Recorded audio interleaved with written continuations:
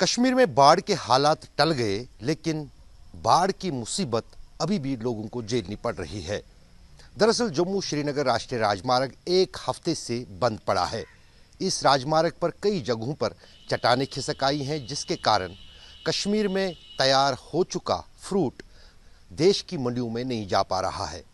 अब किसान उन ट्रकों को वापस बुला रहे हैं जिनमें उनका साल भर का फसल जो है वो अलग अलग मंडियों के लिए जा रहा था, और पूरी तरह से ये फ्रूट अब सड़कों पर ही सड़ रहा है।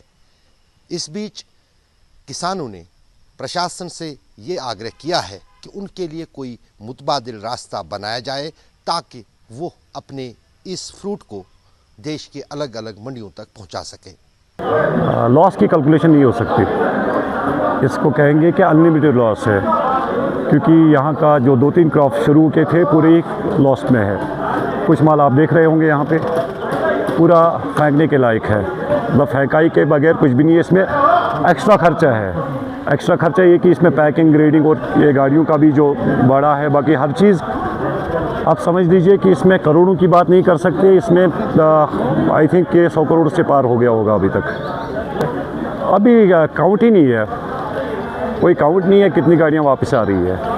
अब ड्राइवर जो यहाँ से वापस जो आ रहे हैं इस वजह से आ रहे हैं, इसमें थोड़ा जो ज़्यादातर आपको पता ही फ्रूट तो सारा फ्रेश फ्रूट पेरिशेबल ही है। इसमें कुछ हाईली पेरिशेबल जैसे पियर है या वो हाइडेंसिटी की कुछ वैरायटियाँ ऐसी है, वो वापस इस वजह से ला रहे हैं कि वो बाहर की मंडियों में भी फेंकना ही है। इससे बेटर है कि वो इन ड्राइवरों का ही कुछ भला हो, बस बिल्कुल, और कोई बात ही नहीं है। रीज़न ही है रोड की है कि आपके सामने सारा मंजर है कि जो हमारी फ्रूट गाड़ियाँ हैं वो अब वापस आ रही हैं, उनको हम यहाँ पर वापस अनलोड कर रहे हैं। और जो इनके अंदर फ्रूट था वो काफ़ी रॉटन हो चुका है, वो किसी काम का नहीं रह चुका है। और जो गाड़ियाँ हमारी डेस्टिनेशंस पर पहुँच भी गई हैं वहाँ पर भी वो फेंकना पड़ रहा है वो फ्रूट, क्योंकि वो सारा रॉटन हो चुका है। यहाँ से जो हमारे ग्रोवर्स या ट्रेडर्स हैं उनको किराए के पैसे भी यहाँ से बेचने पड़ रहे हैं, वरना जब वहाँ गाड़ी मंडी में पहुँच रही हैं तो वहाँ पर वो कह रहे हैं कि हम गाड़ी को उतारेंगे नहीं। फ्रूट ग्रोवर्स को काफ़ी नुकसान हो चुका है।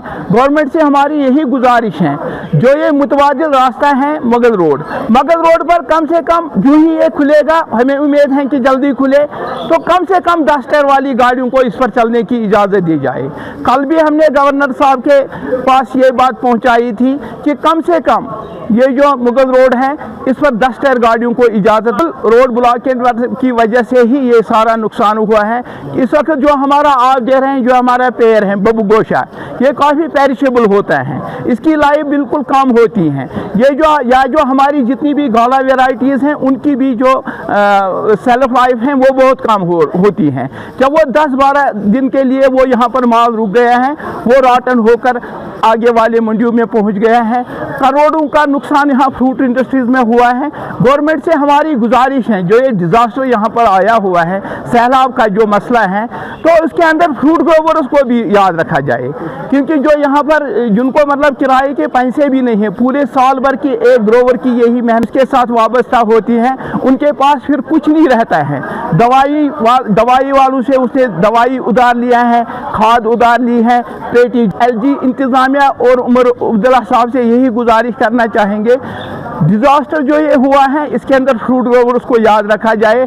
दूसरी बात, मगध रोड पर जो ही खुले उस पर कम से कम उनसे हमारी मौजबाना गुजारिश है, कल भी हमने उन तक ये बहुत पहुंचाई थी कि कम से कम 10 टायर वाली गाड़ियों को मगध रोड पर चलने की इजाज़त